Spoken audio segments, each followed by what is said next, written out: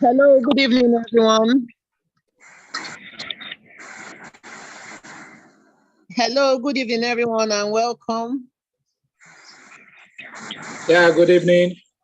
Can we hear me, please? Yes, please. Okay. Yes, we can. We appreciate your presence this evening and being very punctual. But please, we'll just be aligned for 2 or 3 more minutes before we take off, please. Thank you.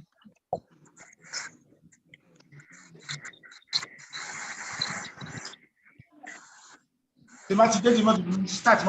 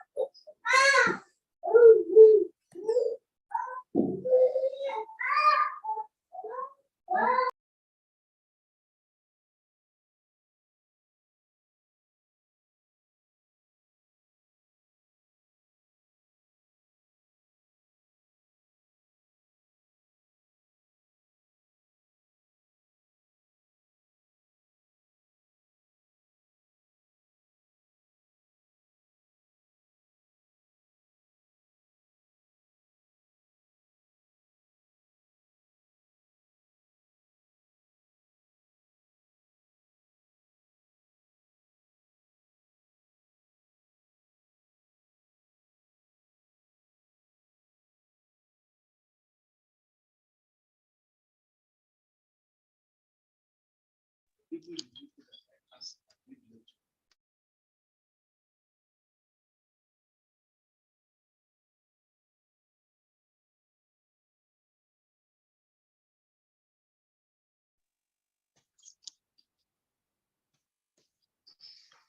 good evening, everyone.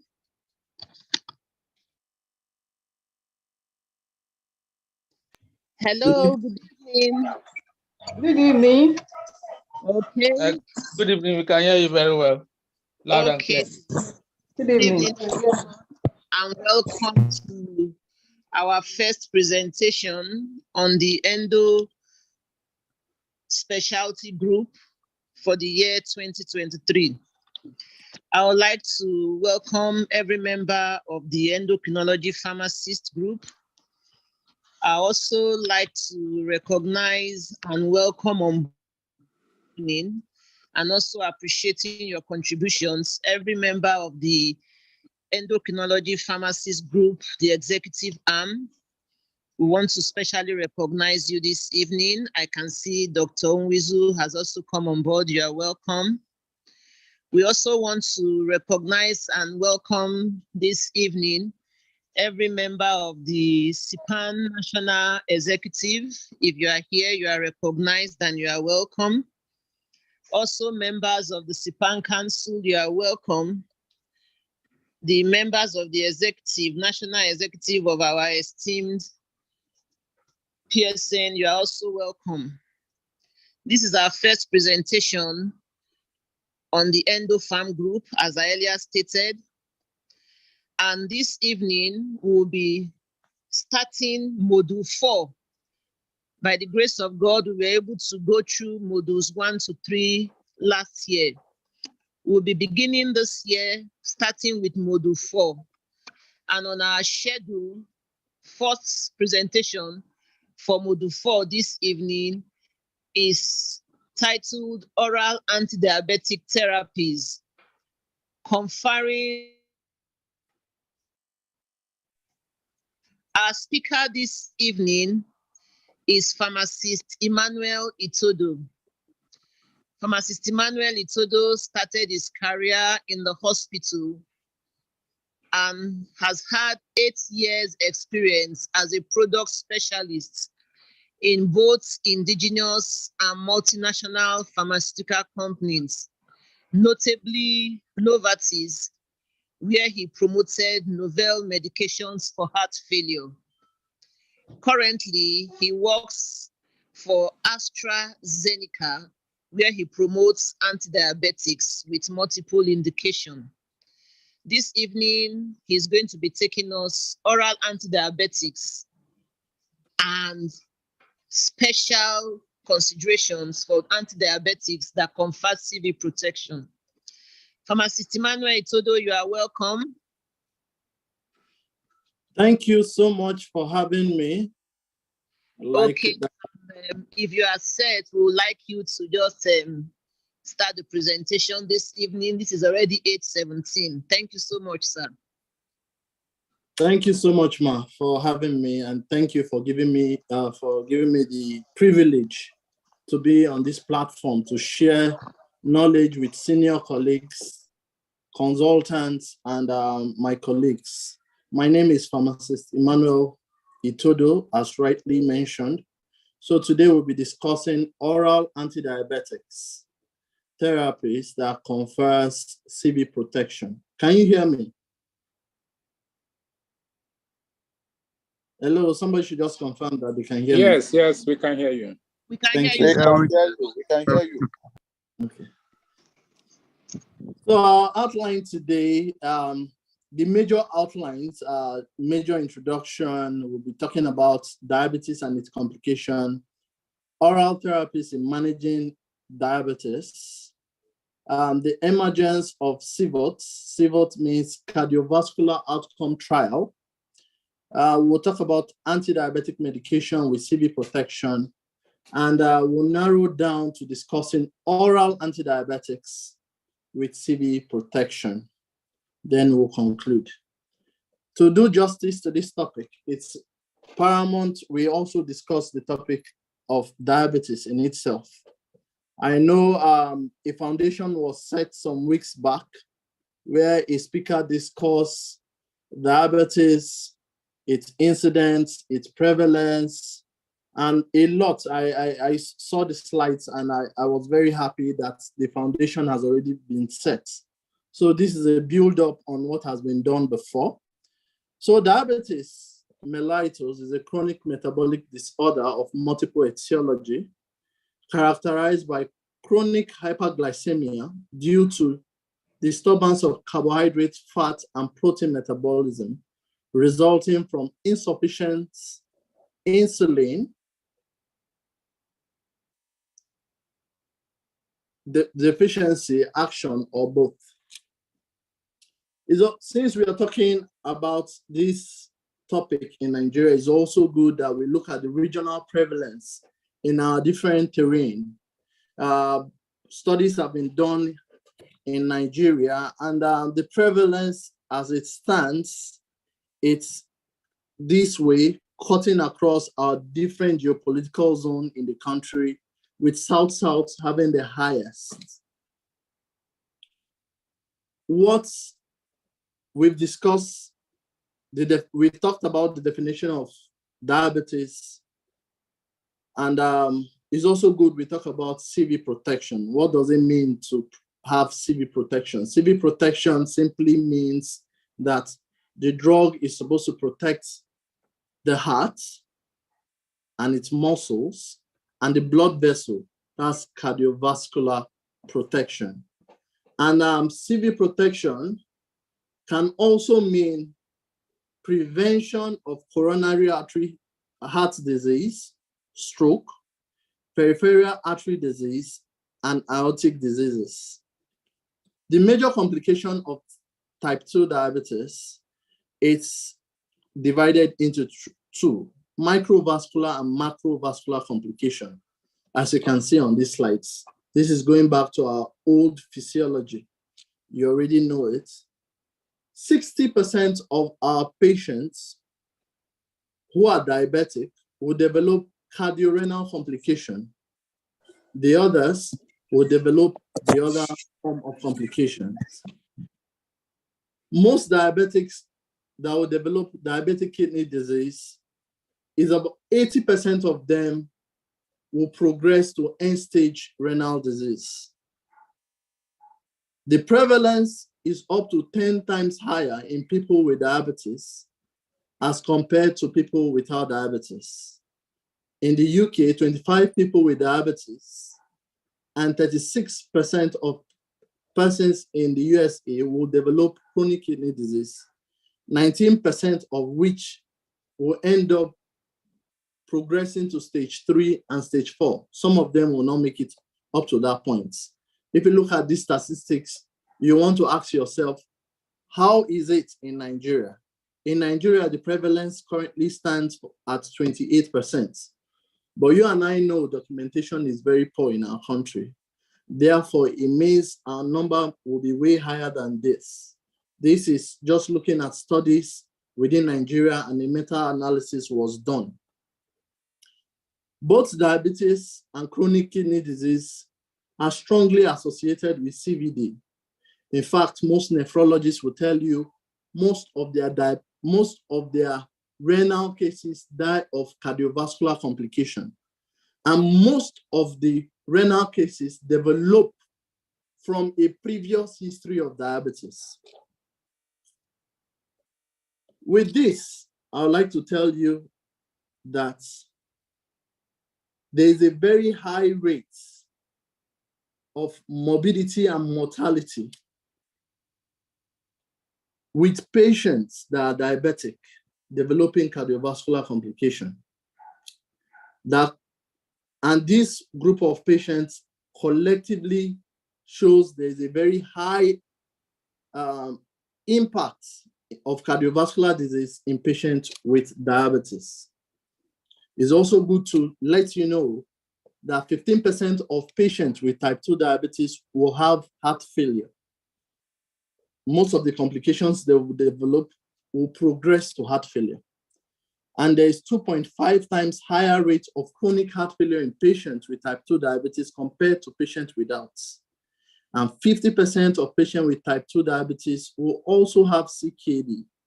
And this rate is 3 times higher in patients with heart failure rates are 3 times higher in patients with CKD. What are factors to consider in choosing an anti-diabetic agent? 1, efficacy. 2, potential side effects. 3, weight gain. 4, effects on comorbidities. 5, hypoglycemic risks. 6, costs. There's a 7th component, and that component is risks of drug-drug interaction with other anti-diabetic agents. What are the unmet needs in type 2 diabetes management? Multiple defects in type 2 diabetes, persistent hyperglycemia, weight gain with conventional therapies, adverse effects of the therapy, and failure to address CV risks. Let's go back to our pharmacology. Looking here, we see the different classes of our classical anti-diabetic agents. We see their mechanism of action and the role they play in the different pathophysiological mechanism that make our patients develop hyperglycemia or type 2 diabetes, to put it in context. Let's first of all talk about the sulfonylureas. The sulfonylureas, like you already know, acts by augmenting insulin secretion. We classically call them insulin secretagogues. There are 2 members in this class. Based on mode of actions, anti-diabetics are divided into 5 classes in all. The insulin secretagogues, including the sulfonylureas and meglitinides, the insulin sensitizers, the metformin, and the glitazones, the indirect acting agents, that's the GLP-1s and the DPP-4s, the indirect counter-regulatory acting medication. We talk about the bromocriptine and other class. Then we have the expression enhancers, where we have the SGLT2. But if we look at the sulfonylureas, who are the parts of the insulin secretagogues, they act predominantly by augmenting the action of insulin by binding to the sulfonylurea receptor, thereby on the beta cell, thereby increasing insulin secretion. This is very good for patients whose beta cells are still available. However, the UK-PDS study shows us that at the point of diagnosing a diabetic patient, 50% of their beta cell has been lost. And therefore, this patient at the point of diagnosis is left with 50% of their original beta cell. Giving a drug like the sulfonylurea will also lead to exhaustion of these beta cells, because you're overworking the beta cell to secrete insulin. And some of their major side effects is hypoglycemia and renal insufficiency and beta cell exhaustion, like I mentioned. Next, we talk about the big guanites. The big guanites have been with us. We'll look at the history of the anti-diabetics shortly. The big guanites have been with us for a very long time, and it is one of the most studied class of anti-diabetic drug. But science is evolving, and we'll see the place of the big guanites as we continue in this journey. The big guanites increase glucose uptake in fat tissue and also increase the anaerobic glycolysis in skeletal muscle. They decrease glucose absorption in the guts and glucagon release. By so doing, they help to control the basal glucose, give patients the basal glucose control. What do I mean by basal glucose control? I mean basal glucose control is glucose control outside meal hours. So metformin has a very good effect for that. Why prandial glucose control is glucose control immediately while the patient is having a meal. So by this mechanism, the big guanites have a very good effect for basal glucose control. Next, let's look at the meglitinides.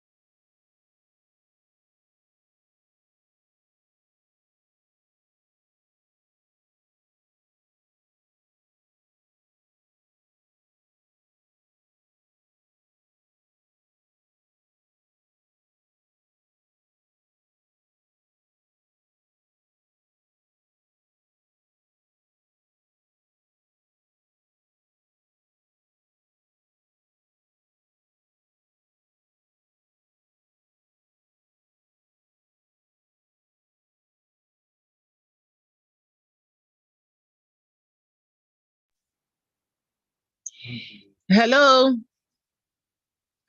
Hello, can you hear me, please? Yes, hello.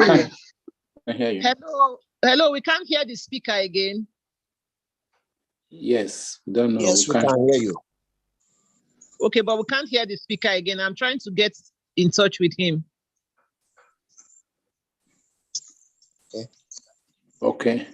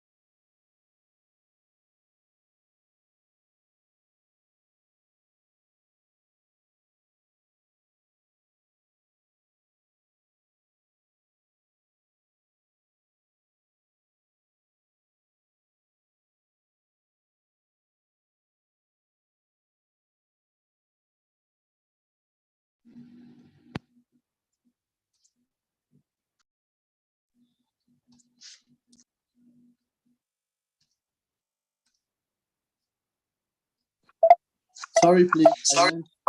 You lost me, so I'm trying to reconnect. Dr. Bello, please, can you make him a co-host again? He just reconnected.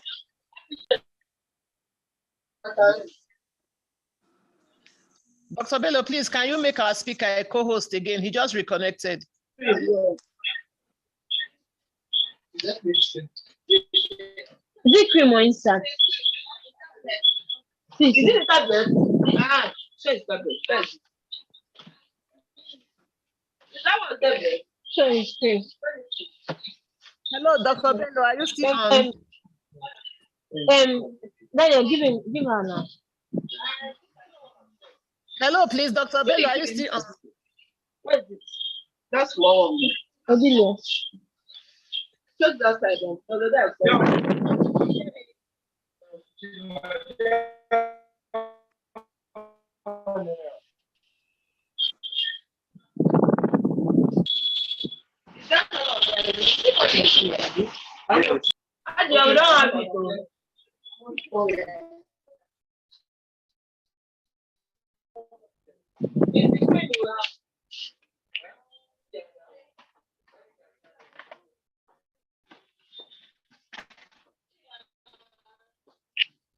So you can go ahead now and share your screen, please. Let me go ahead now. That cream is insert. The cream is insert.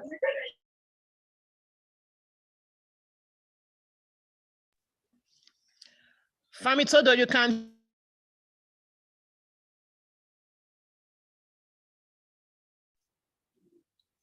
Okay, he's already trying to share.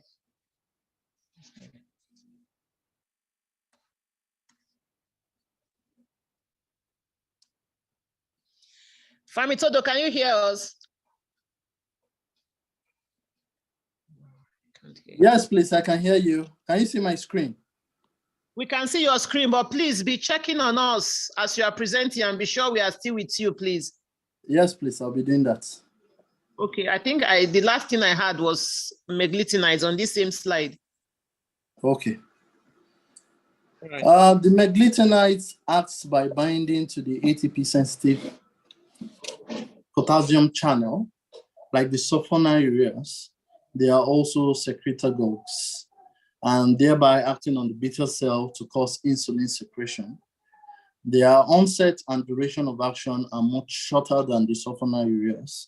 However, they are particularly effective at mimicking prandial and postprandial insulin release.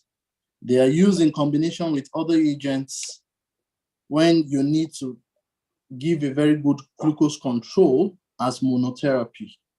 However, we'll also discuss why newer agents are facing this other group, putting them aside. One of them is because they are metabolized by cytochrome P450 enzyme, and another is because their plasma level, which happens 10 to 30 minutes before meal, also causes patients to develop certain side effects. Next is the amylin analogs. The amylin analogs inhibit prandial glucose secretion, thereby reducing hepatic glucose production. And by that, they also have the effect of slowing down gastric emptying, and they promote satiety and reduce caloric intake. A member of this group, which some of you already know, is pramlintide, and is the only amylin analog in the market. It has a very high risk of hypoglycemia, which is something, like I mentioned earlier, that hypoglycemia is even more dangerous than hyperglycemia because our tissues and our brains use a lot of glucose. And their main side effects of the amylin analog is nausea. Then the next we talk about the alpha glucosidase inhibitors. They are major oligosaccharide derivative. They're taken at the beginning, just before meal. And by that, they inhibit the alpha glucosidase in the membrane enzyme of the intestinal brush borders. And that's the reason why because they interact with the intestinal biomes, the microbes there, it makes a lot of patients develop flatulence and constipation as one of its side effects. Then we talk about the GLP-1s. The GLP-1s and the SGLT2, I did mention that they are indirect acting agents. The DPP-4s, to better understand them, you need to look at the normal pathophysiology, the normal physiology that happens in a human when they are taking their meal. Are you still with me? Yes. Yes, we are with you, sir. Okay. Yes, sir. The normal physiology that happens in humans after it's taking meal. When you eat food, your body secretes the incretins. The incretins are then releases active GLP-1s. The GLP-1s act on both the alpha cells and the beta cell. They act on the alpha cells to release insulin. They act on the beta cell to stop glucagon production because there is meal available. The insulin then acts on the glucose that is readily available to cause absorption by skeletal tissues to mop up the glucose from the system and prevents. So these are one of the classical drugs that act on both alpha and beta cells, unlike the secretagogues. The secretagogues act primarily on the beta cells. They don't do anything on the alpha cells. And like you and I know, the alpha cells are responsible for the production of glucagon. And when glucagon is readily available, it therefore means that your body can produce glucose from non-carbohydrate sources. So it's another way that patients develop quote and unquote tolerance to the secretagogues. That's why a patient that is okay with a 2 milligram sulfonylurea today, if you look at that same patient after 5 years, the patient is not doing too well with 2 milligram. There's a need for the doctor to up-titrate their medication to 4 milligram. And it's also good to remind you all that at the point of diagnosing a diabetic patient, 50% of their beta cell is lost. And when you're using the secretagogues, you're overworking these beta cells. And while you are overworking the beta cell then begin to die off.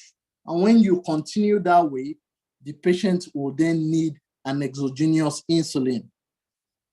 So if you see the mechanism of action of this medication, you now understand why certain patients on certain drugs need insulin earlier than patients on other medications. So then we look at the glucose excretors. So the DPP-4s and the GLP-1s have similar mechanism. Unlike the DPP-4, the GLP-1 antagonists, these are exogenous GLP. The GLP-1 produced by the body has a very short lifespan. And that's the reason why the DPP-4 inhibitors were introduced. They were introduced to block the enzyme that breaks down the endogenous GLP, active GLP that is released to act on the alpha and the beta cells. Are you still with me? Yes, we are still with you. We can hear you clearly. So this, unlike, in the pathway I mentioned for the DPP-4, the GLP-1 start acting after the incretins. So after the incretins, an active GLP is produced in normal physiology. Because of the short lifespan, and an enzyme called the dipeptidyl peptidase 4 breaks them down. And that's the reason why an exogenous inhibitor is released to stop the breakdown of the endogenous GLP that is produced in diabetic patients. However, the GLP-1 are exogenous GLP. They come into the system and they are not affected by the dipeptidyl peptidase 4 that is originally produced by our body, thereby acting on the alpha cells to cause insulin secretion and to also prevent glucagon production. The beta cell to cause insulin secretion and prevent the alpha cells from producing glucagon. Then we look at the second to the last group, the SGLT2. The SGLT2 primarily works via the preventing reabsorption of glucose. There are 5 phenotypes of the GLP-1s, of the SGLT2. SGLT1 and 2 is found in the nephron. SGLT1 is in the distal part of the nephron, while the SGLT2 is found in the proximal part of the nephron. SGLT2 is responsible for 90% reabsorption of glucose, while SGLT1 is responsible for 10% reabsorption. And like I mentioned earlier, our body needs glucose. And why the SGLT2 is blocked, the SGLT1 still reabsorb 10% of glucose for normal body physiology, but the 90% is excreted out. That is primarily their mode of action. However, there have been postulation that they also assist in converting alpha to beta cells conversion. Like I mentioned, at the point of diagnosis, 50% of beta cell is lost. So we need to preserve the remaining beta cells to also still produce insulin. But the alpha cells can also produce glucose through non-carbohydrate sources. And if you look at newer agents, they don't just act on the beta cells, they also act via other pathways. And for the SGLT2, they convert alpha cells to beta cells. That's also one of their mechanism of action. The dopamine antagonists, their action is central, and is really not, their mechanism of action is not completely clear on how they lower blood sugar level. However, it is postulated that they do it centrally. Patients with type 2 diabetes have twice the risk of CV disease compared to patients in the general population. If you come to this slide is too busy, but one of my major message on this slide is the compatibility of anti-diabetic medication. If you look at most patients with diabetes, you discover that in the long run, they require multiple therapies. One, because most times one drug will act just via one pathway and not acting via the other pathway. Some other times, their blood sugar is not getting the right control and they need an additional agent that will help, that will act via a different mechanism to also counter the effects of hyperglycemia. So if you look at the compatibility of this medication, it will also help in directing your patients, guiding them, because certain drugs, like I mentioned earlier, are either metabolized by the cytochrome P450 enzymes, or they also have side effects that will increase patient weight, which is something we do not want in our diabetic patients. Overall, so we'll be looking at the compatibility and the effect on weight. If you look at most of the newer agents, they are either weight neutral or help our patients lose weight. And losing weight also has an impact in their cardiovascular protection, because the more the weight the patient have, the more work the heart has to do. And when the heart is overworking, it will cause damage to the heart. Let's look at the history of our glucose lowering therapies. Insulin was discovered in the 1920s. Then it was modified over the years. Then we started having other forms of insulin by the 1950s. Then the sulfonylureas came at early 1950s, and they were very good drugs. Metformin came around 1958, and it has been one of the drugs that have stayed with us for over 60 years. Then we started having the recombinant insulins in the late 1970s, and then the second generation longer-acting sulfonylureas came on board. Then the third generation started coming, looking at the drawbacks of the first and second generations. The third generation came with a better safety profile as compared to the first and second generation. Then we start having Lispro insulins in the mid-90s. Then the alpha glucosidase inhibitors came 1996 with the meglitinides and the thiazolidinediones. These were major landmarks. After these points, the cardiovascular outcome trial came into being. We'll see some of why the emergence shortly. Then the thiazolidines and the meglitinides came on board. Then the insulin glargine came in the late 2000s, and the DPP-4 came on board. Then the GLP-1s came in the 2010. The SGLT2 came 2012, and the insulin degludec came 2013. So to better talk about this topic, to look at cardiovascular safety, we need to look at its history.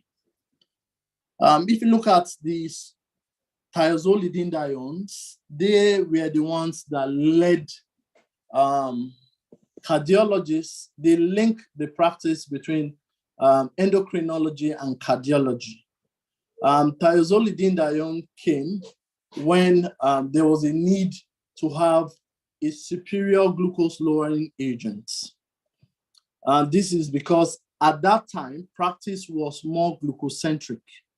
What every clinician had in mind is bring down the sugar, the patient will be fine. Bring down the sugar, the patient will be fine. In 1998, the only marketed thiazolidine was troglitazone, but this drug has hepatotoxic effect. It affects the kidney. So there was a need for a safer alternative. So rosiglitazone was produced with a very beautiful glucose lowering effect. Pioglitazone was also produced, but rosiglitazone by GSK had a very good, a better glucose lowering effect.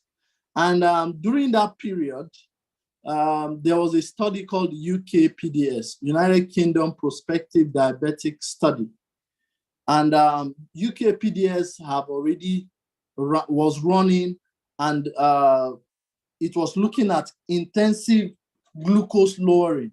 And the target by every clinician was just to bring their patients to goal as fast as possible. And from the early data of the UKPDS, it was showing that early reduction in glucose will reduce microvascular and macrovascular complication. And so the love for rosiglitazone was just so much.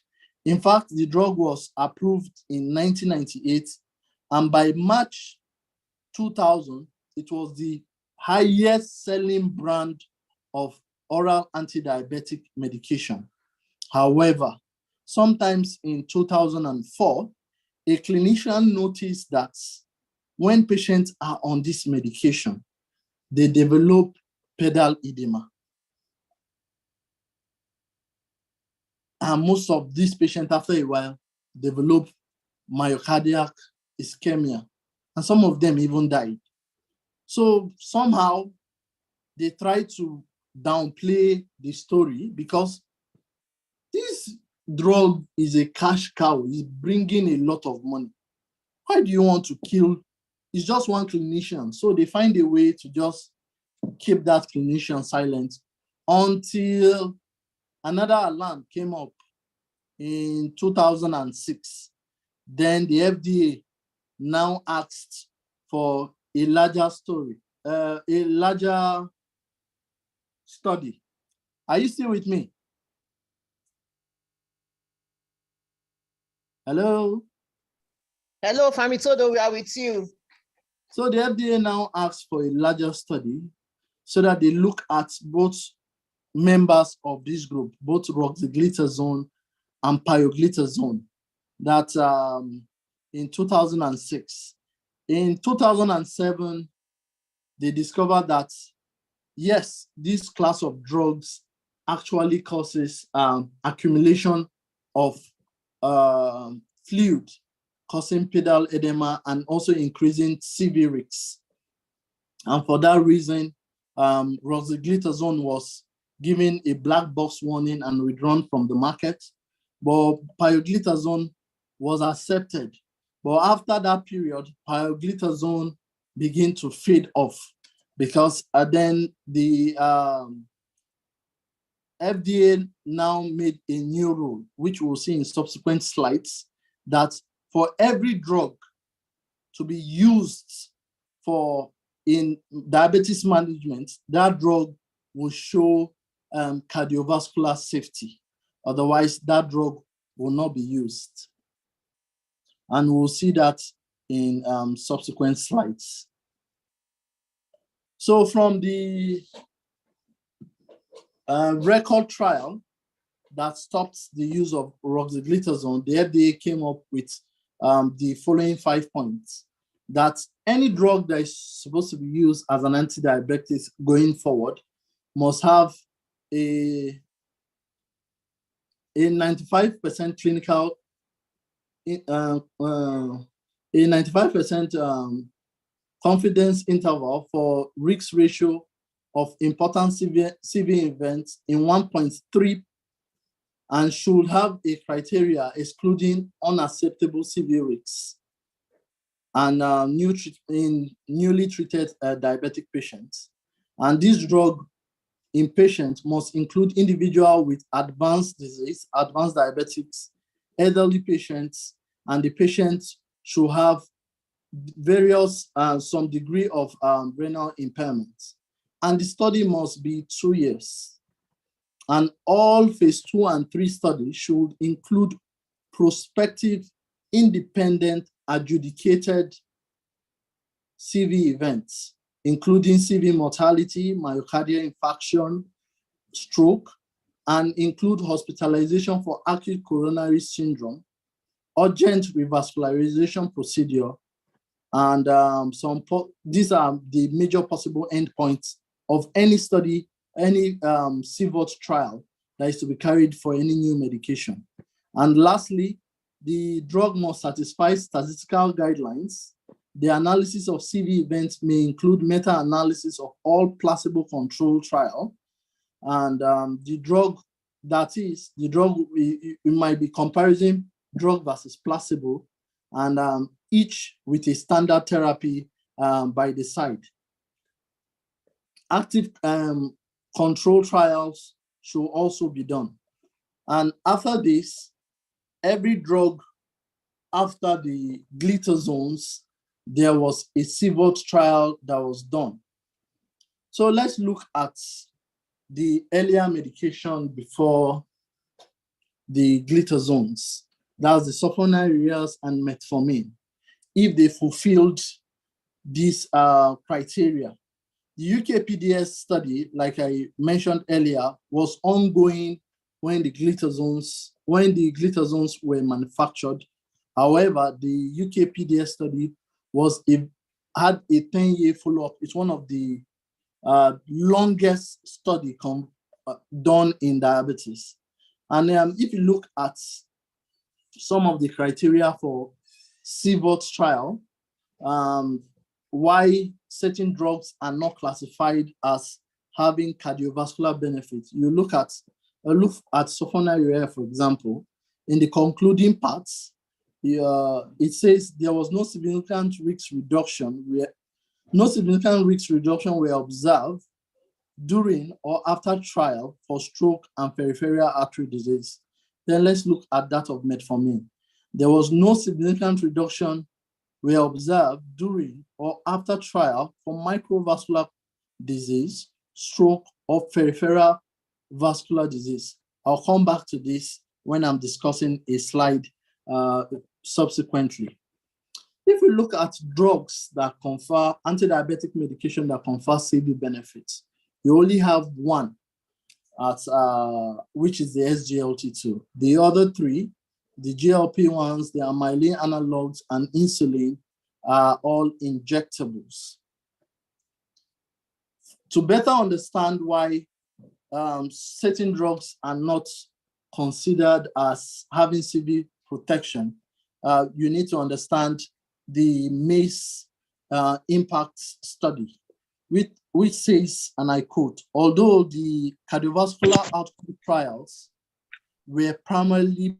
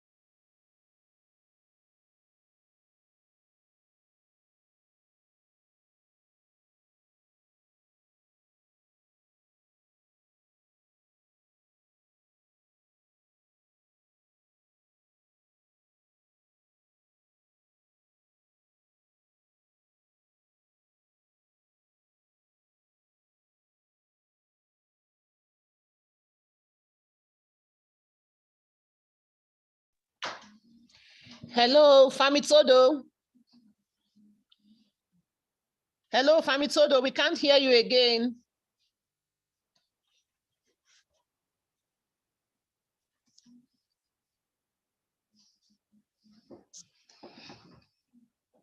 Famitodo, we can't hear you again, please. Okay, let me go and call him.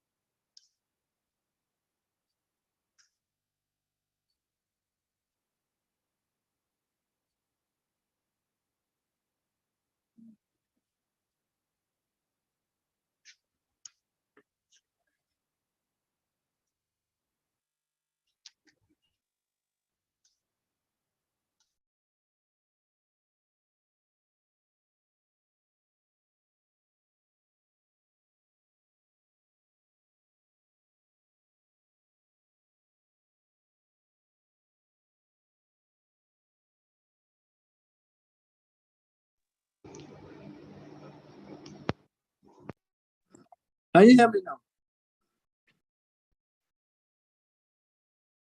Hello?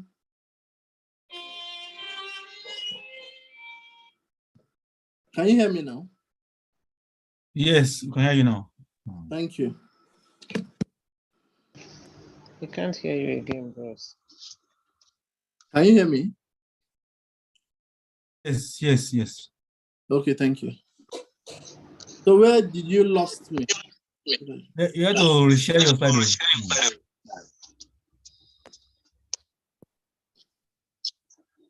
Where did you lost me, please? I think I can remember the last thing you mentioned. You were talking about the fact that the other drugs that had CV protection are supposed to be injectables, and the SGLT2 is the only oral therapy or something. Okay. But share your slide. We can't see your slide. My slide is already on. Okay. Has it come on your ends? We can't see your slide, please. Okay. You can share your slide. You can share your slide with you. You are now the co-host now. Okay. But please, in another 15 to 20 minutes, we should be rounding up, please. Okay, we'll round up as fast as. Thank you. Can you see my screen now? We can't still see your screen. We can't see your screen, please. Is it coming up? No, it's not.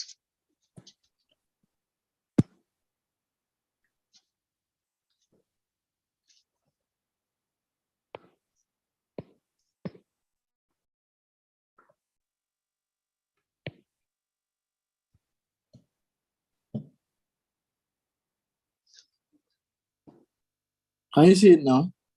No, we can't see your screen, please.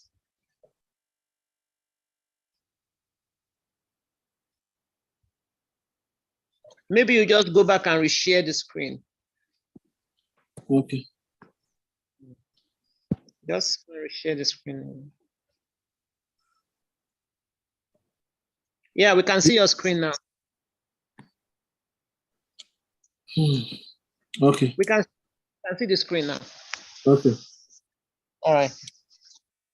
The cardiovascular outcome trial for previous medication, the likes of the sulfonylureas, the big one nights, were majorly powered to show, for CV safety, was powered to show non-inferiority.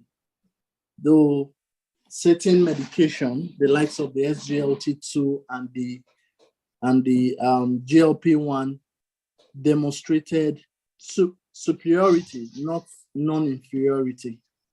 And the SGLT2 and the GLP-1s that has CV protection acts differently. Why the GLP-1 acts primarily via the pipes, that's the blood vessel, the SGLT2 acts on the pump, which is the heart. The SGLT2 were initially developed from the back of an apple before they were modified. However, the person that discovered the co-transport mechanism is Robert Kellogg in 1960. The heart failure and diabetes have long been together. In fact, certain studies shows that a DM patient will develop heart failure and a heart failure patient will develop DM. The EASD modified their guideline sometimes after the discovery of the SGLT2 and modified their guideline to include patients with either heart failure or with chronic kidney disease, or patients with an established atherosclerotic cardiovascular disease should be on this medication as an add-on to metformin in 2020. And the AACE guideline, the American guideline for endocrinologists, also puts SGLT2 together with metformin as monotherapy medication. However, it is important to let us on, should we now see DM as a spectrum or a manifestation of cardiovascular disease? A lot of studies have shown that DM and heart failure have long been together. And this was shown that from the Framingham study that was done some many years ago, even to the EK-PDS study, the Mensa studies and all, that diabetic patients are 2 to 5 times prone to heart failure. Studies have also shown that as long as a patient is diabetic, there's a modification in their ventricular geometry that a normotensive patient and a hypertensive patient they looked at these two groups of patients that are normotensive with diabetes, patients that are hypertensive with diabetes, and they discovered that in these both group of patients, they have a dysfunctional left ventricular geometry. Since we are also talking about cardiovascular disease, the end of every cardiovascular disease is heart failure. And it's important to understand that heart failure, simply put, is the inability of the heart to pump blood to meet metabolic need.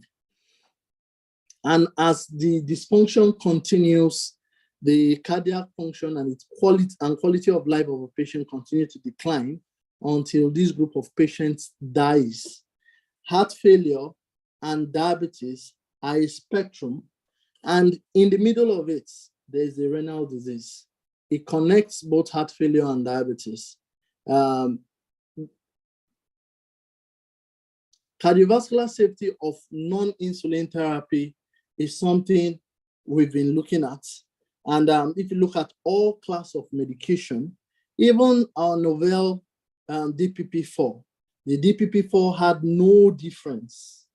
So like I mentioned in the previous slides, most cardiovascular outcome trials that were done were powered to do non-inferiority.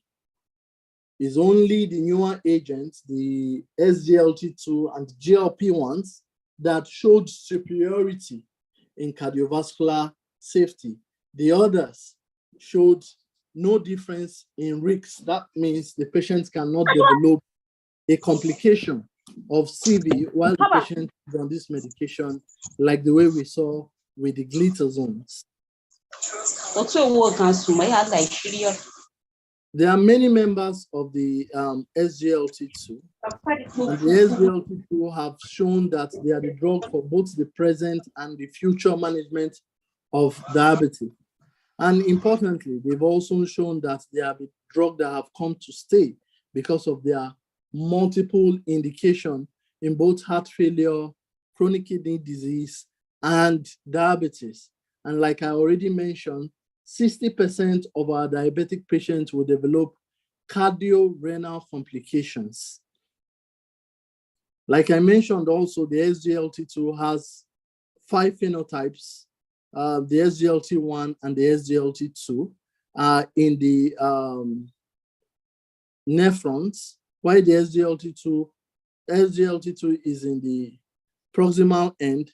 The SGLT1 is in the distal end and is also found in the intestine. And that's the reason why blocking it will have multiple effects and a side effect. If you block the SGLT1, it means it will be a generalized blocking. It will block both in the nephron and also block that in the intestine. And that's the reason why it was not a good option.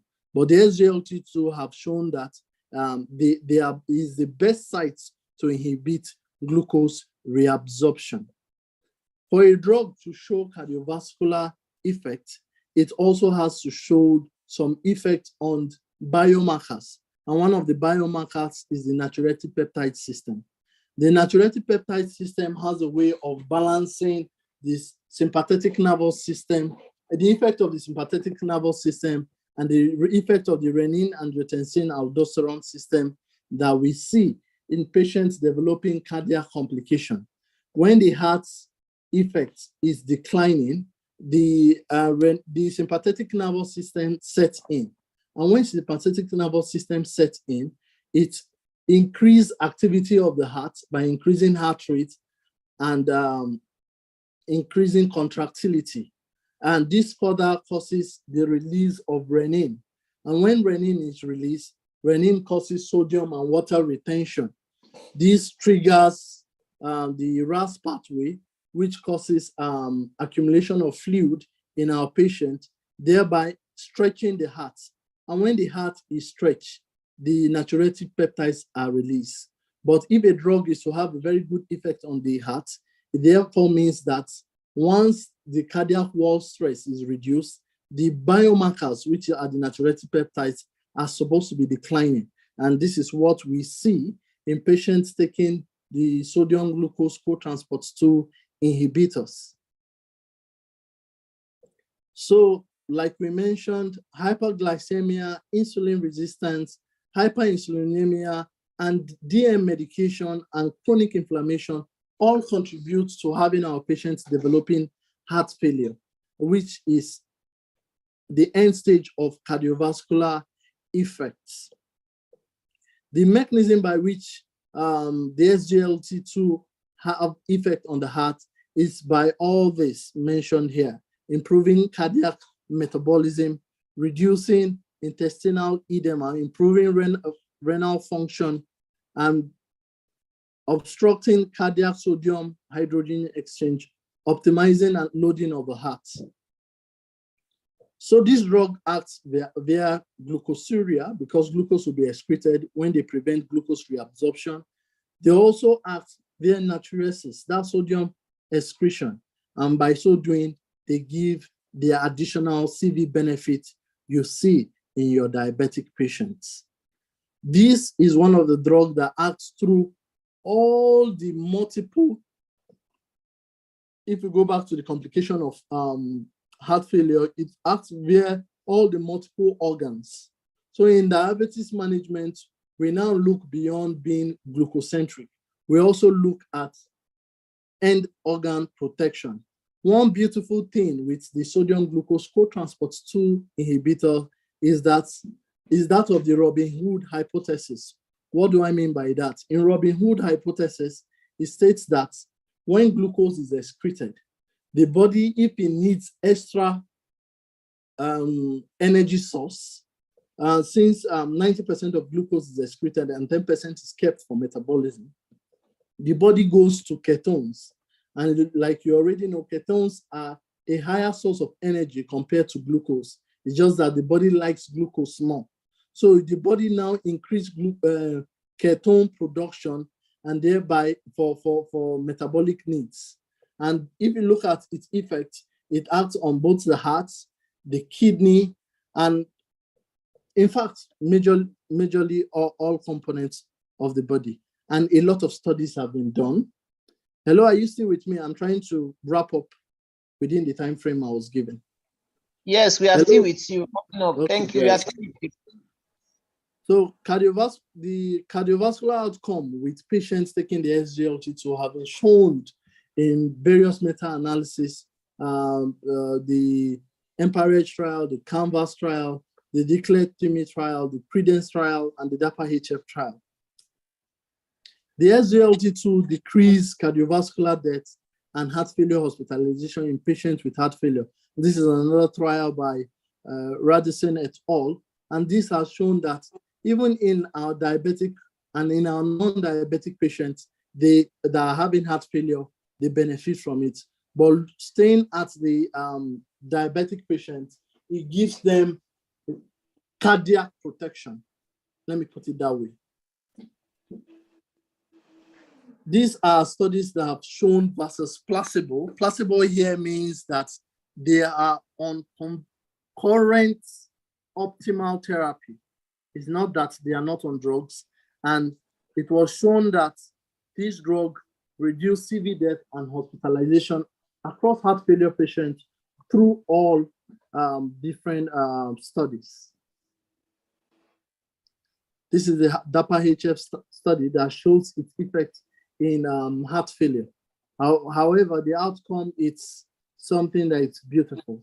It shows that it reduces the primary outcome by 26%. It reduces hospitalization by 30%. It reduces CV deaths by 18%, and it reduces death from any cause by 17% compared to our current standard of care.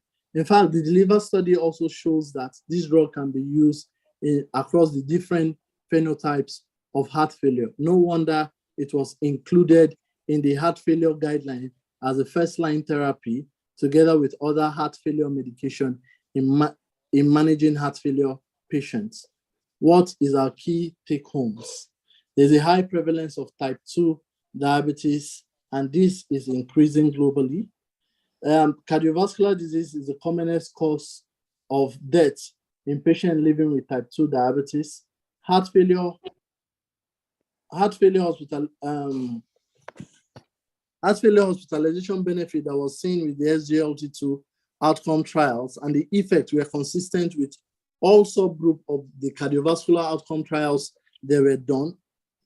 The guidelines recommend the SGLT2 in patients with diabetes with high risks of CVD and heart failure.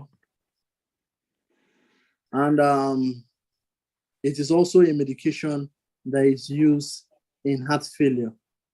Thank you very much. Nagode, Dalu, Eshe.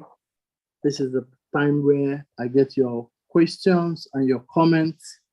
You just send it in so that I can take them. Thank you. Okay, thank you so much, Pharmacist Emmanuel Itodu, for this very enlightening presentation this evening, going through the oral therapies for DM and highlighting their mechanism of actions with emphasis on those acting on alpha and beta cells, and narrowing down on the importance of CV protection, giving unto us evidence of so many studies and trials that have emphasized the need for oral antidiabetics to have CV protection when being used. Thank you so much for running through all these details for us. We would like to take questions, please. If you know that you have questions for us, please, we'll quickly take that in the next 10 minutes so that we can round up. If you have questions, please, you can unmute your mic. You can raise your hand. If you see your hand raised, we'll call you. If you have questions, unmute your mic. Otherwise, we'll go to the chat session and see whether we have questions. If you also have questions, you can also put it on the chat box for us. But if you want to speak directly, you can just raise your hand, please. Thank you.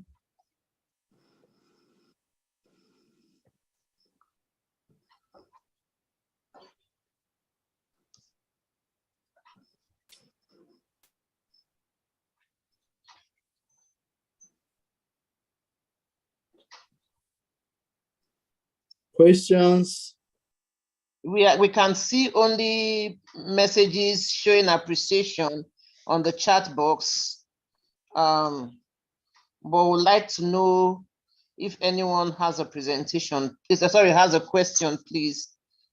Otherwise, what we can see here is just appreciation. However, we will ask the presenter if the slides can be made available for us to share on the general endocrinology pharmacist group. Someone is asking if we could send to his email. We'll appreciate it. This is someone's presentation. We don't know whether he will want us to share it on the group. So we'll speak with him, and in the event that he gives a go ahead, we will share the slides on the group. Thank you.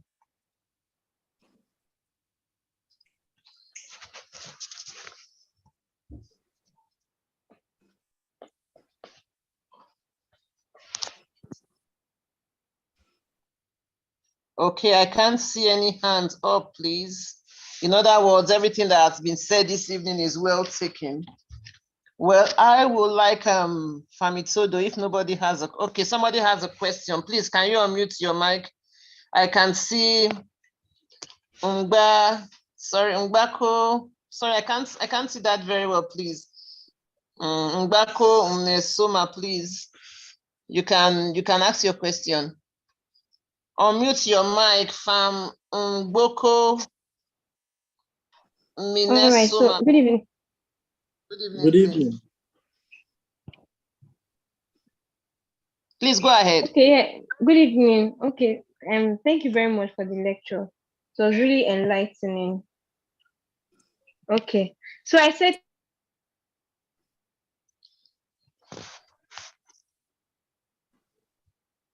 Hello, we lost you.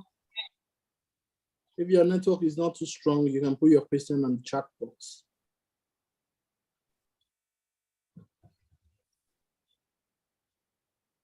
Hello. Famungboko, are you there? If you are, please speak up. Otherwise, can we have your question on the chat box?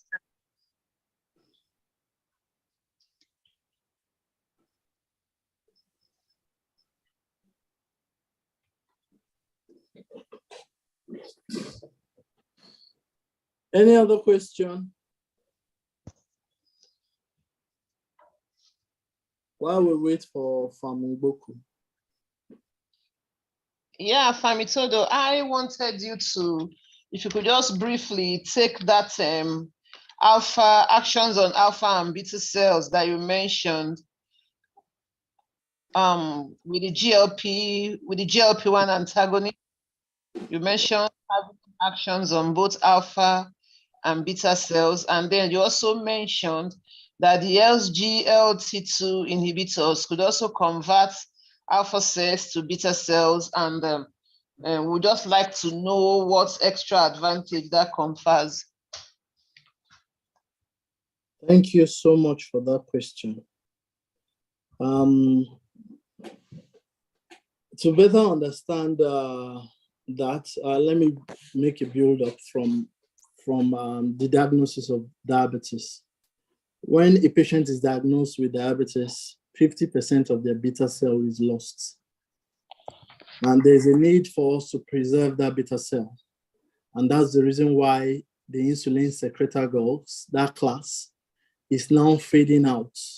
The likes of the sulfonylureas, the thiazolidinedione, the meglitinides, the sulfonylureas and meglitinides, they are now fading out because of their effects. And even the thiazolidinedione, because their effects act on the beta cell. But if you look at the newer medication, they act independent of the beta cell, like the SGLT2. There's a class that acts completely independent of the beta cell. It doesn't go to the beta cell to elicit its effect. It acts in the proximal tubule. So for the DPP-4s, if you look at normal physiology, once you eat food, your body produces incretins. The incretins now then release an active GLP-1. The GLP-1 produced by your body lasts for 2 to 4 minutes because diapeptidase peptidase 4 enzyme inhibits it. That's how normal physiology. But once your body releases the active GLP-1, its effect is to cause increase satiety, act on the alpha cells to cause insulin secretion, prevent the beta cell, act on the beta cells to cause insulin secretion, prevent the alpha cells from glucagon production, because if glucagon is produced, it therefore means that your body will produce glucose from non-carbohydrate sources.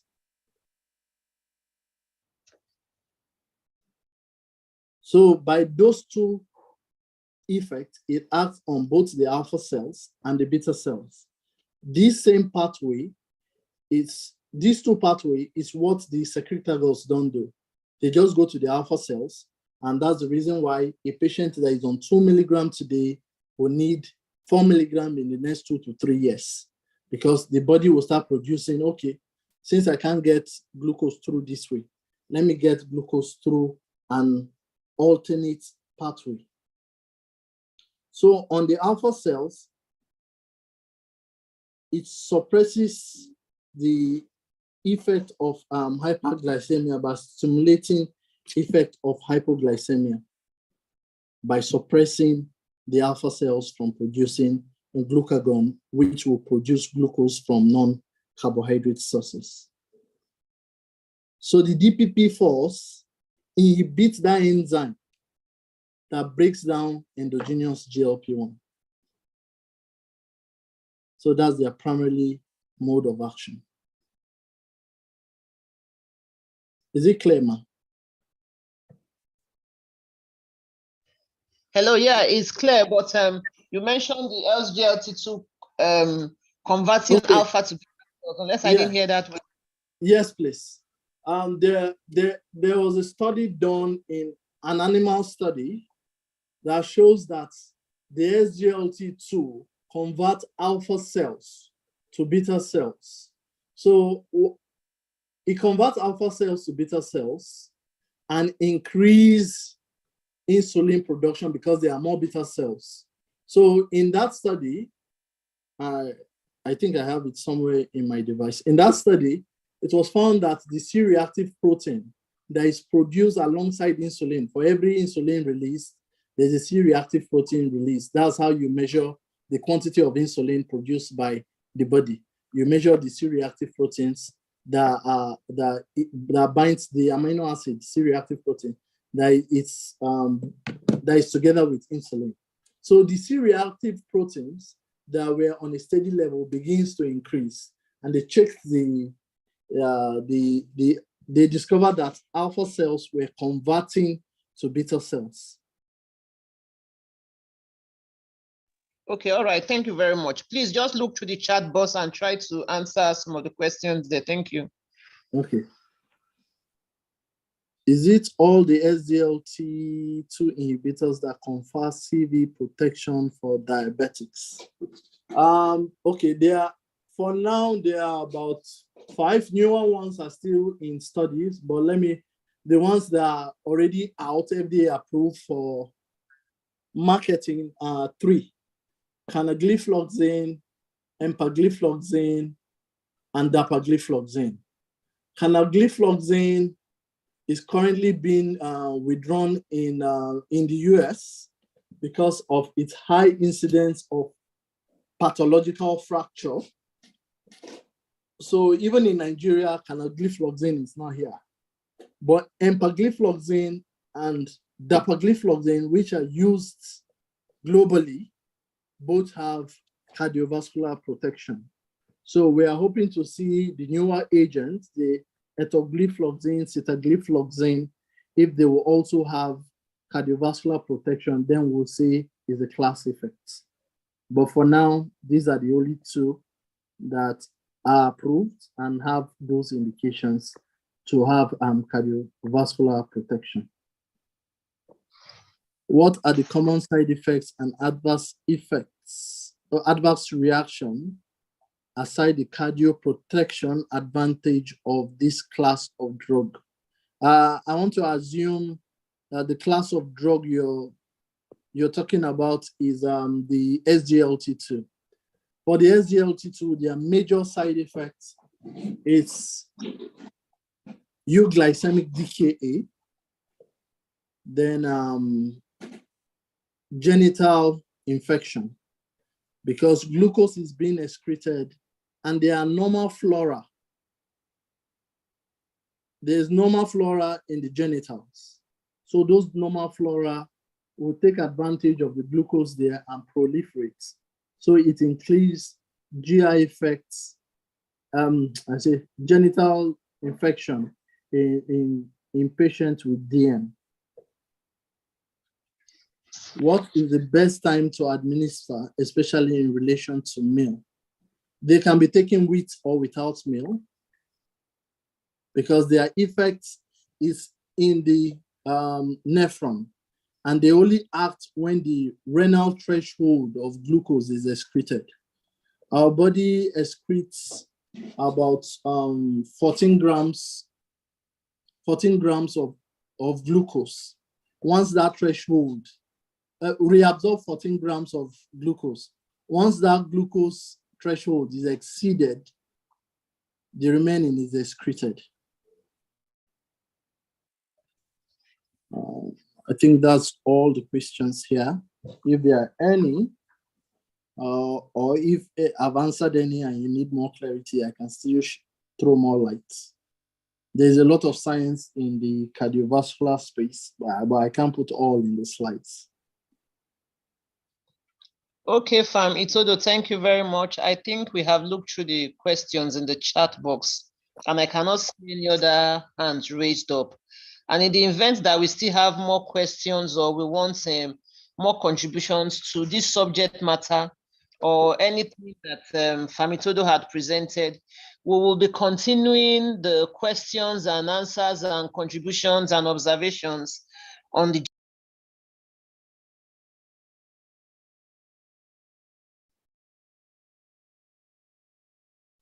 Hello, Ma, you are muted. Okay, can you hear me now? Yes, please.